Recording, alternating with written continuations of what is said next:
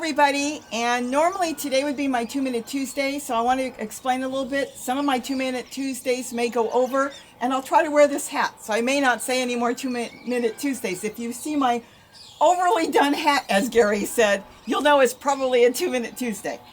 Today I want to talk about paper cups and a different method I use that a lot of people have asked. I now use a single cup method. I mean, sometimes I use my double cup, but this is so easy, single cup. Take a Sharpie. This is the easiest way. You don't have to, but you can start this way. And make, let's say, okay, here's the seam. Make 2 lines. Go around about the other side. Doesn't have to be perfect. 2 lines.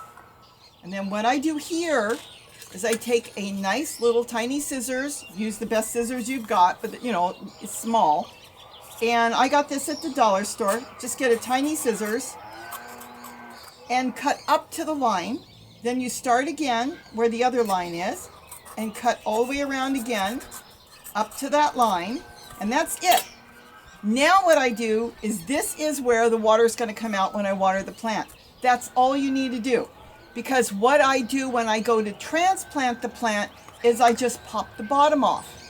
And it will pop right off. You don't need anything else. You just sit this in a tray when you get all your plants going, and just sit them in there, water them. And when it's time to plant them, you pop the bottom off. Now don't forget, use a Sharpie because it's waterproof and it won't wash off. And let's say I'm doing beets.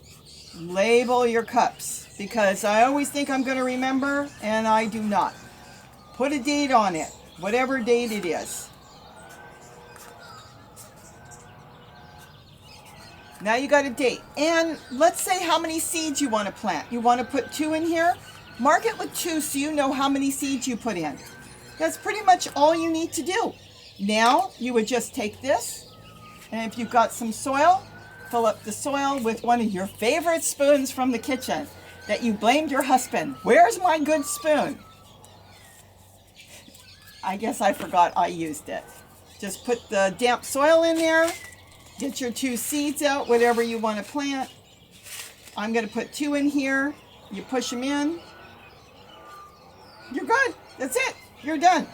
Now you can set it somewhere, anywhere you want. And, you know, if you want to put them outside, if the weather's getting better, you can make yourself your own little greenhouse with anything that's kind of clear. By doing it this way, you're protecting it from, let's say, birds coming down. If you want to leave this outside, you can put this on your windowsill, anything you want. But you can put this outside, and this will protect them from snails and slugs and birds and anything that might come along until it starts to sprout. And then once it starts to sprout, you can just open it up and make sure you keep it watered. And like I was saying, this is how easy it is. This is okra I'm going to plant. And I'll go ahead and pop it for demonstration purposes because I want you to see how easy it is. Just take your fingernail and look at that. The paper's wet. It will pull right off. And now you can just pop the bottom off. See the bottom? Now this plant will go straight into the ground. That's all there is. The plant doesn't even know it got moved.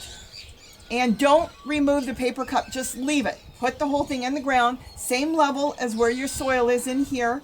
You just put it in there.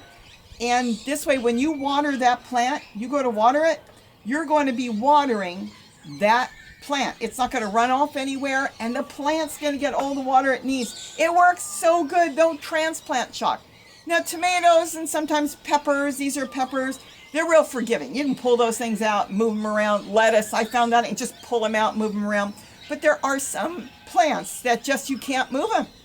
Moringa, that doesn't like to be moved a lot of times. So if you're having transplant shock problems, try this method and see what you think. Now, if you're going to just start them and get them small like this and get them in the ground because spring is here and you want to start planting, then a small paper cup is perfect. You could always go bigger, and you can even go bigger yet. If you wanted to start this in the winter and keep them in here all season until the season is ready to plant, and you would have the same method on the bottom, you would pop the bottom and put the whole cup in the container. If you're doing container gardening, if you're putting it in the ground, this is perfect for the ground. And if you were going to start, let's say, a little tree, and you wanted to know where it is, and you wanted to pop that in the ground, you can make your own mini greenhouse. During the day, you can open it up, just cut the bottom off if you've got a milk carton, juice carton, anything that's kind of clear until the tree's established. This will protect it, again, from insects or anything or birds from taking your tree, because all it takes is one bird, one rabbit, one squirrel to do one chomp right there, and it may not come back. That's how easy it is. Think out of the box. Think about stuff you've got. You know, you got a clear cup. You want to use that as a little greenhouse temporarily? There's so many fun things with gardening. I love it. And if you've got a paper cup that you can't write on for any reason, it's got a lot of writing, whatever, you can always take some masking tape, stick it on the cup, and then go for it and write whatever you're going to put in it. Doesn't matter, because you can write on masking tape. Same method. That's how easy all this is.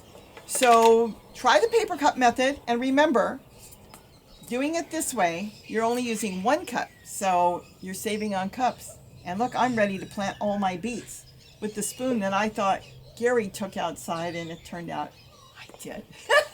Have a great day, and don't forget to eat what you grow. Bye-bye, everybody. Look how nice my deck is going.